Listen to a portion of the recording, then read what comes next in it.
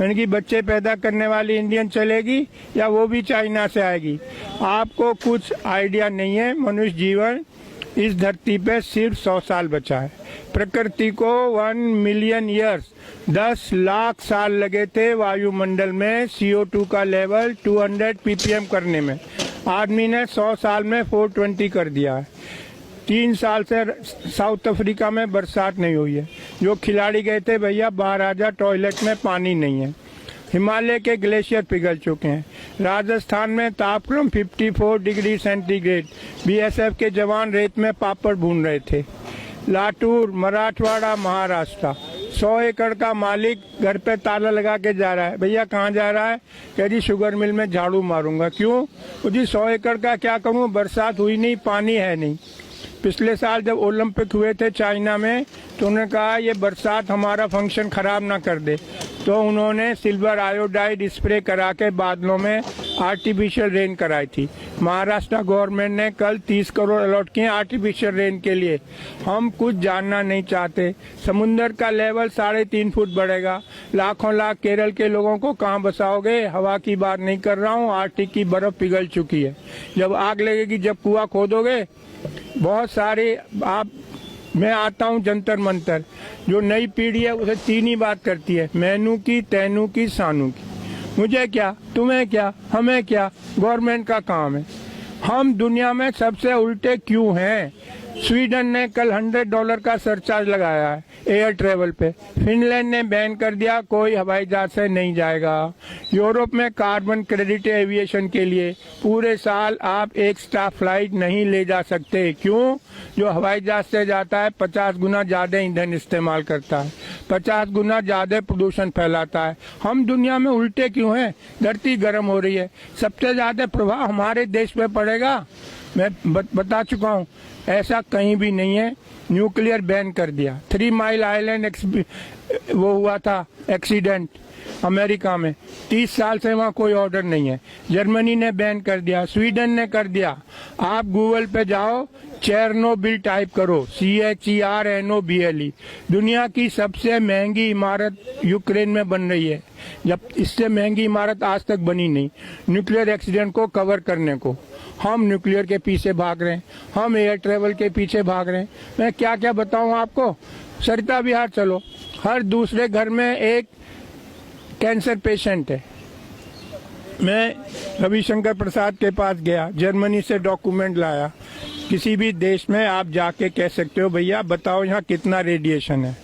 हमारे यहाँ ऐसा कोई नियम नहीं है। रविशंकर प्रसाद बोले पर्सनली आके मिलना।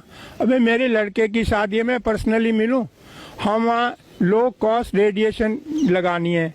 मैं उनके पास गया, टावर वालों के पास। अरे शर्मा जी 10 टावर, 30 सिक्योरिटी वाले, 30 ऑपरेटर, 10 जनरेटर, सबकी छुट्टी करके एक टावर लगा दी। भैया आप लोग 1000 गुना रेडिएशन टॉलरेट करने को मजबूर हो।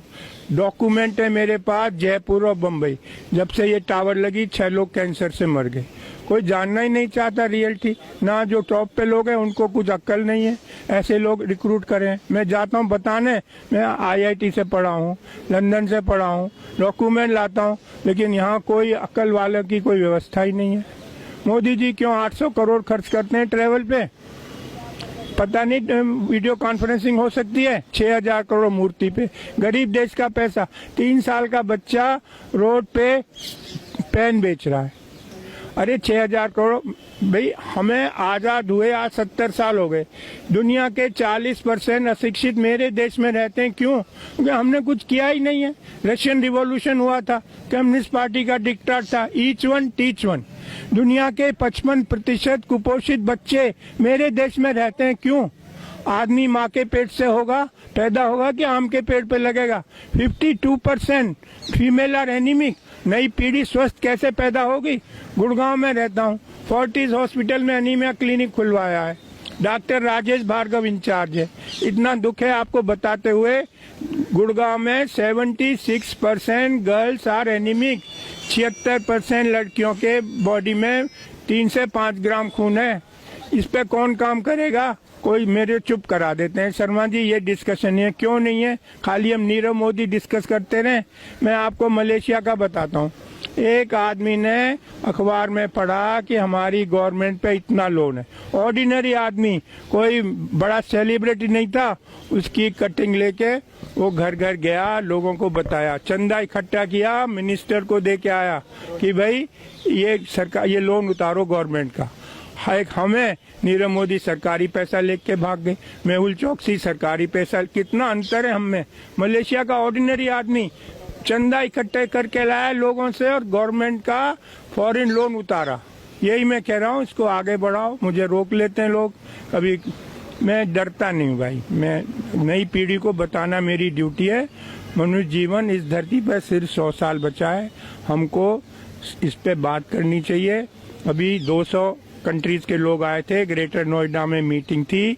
1.5 डिग्री टेम्परेचर बढ़ेगा धरती का। ट्रम्प बाहर हो गया अमेरिका का जो है प्रेसिडेंट, क्योंकि उसे पैसा देना पड़ता सोलर लगाने के लिए।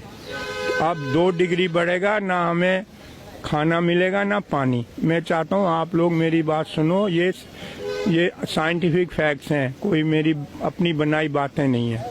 हर एक को पूरी मनुष्य की सृष्टि इस धरती से खत्म होने के कगार पर है यदि हमने कोई एक्शन नहीं लिया। धन्यवाद।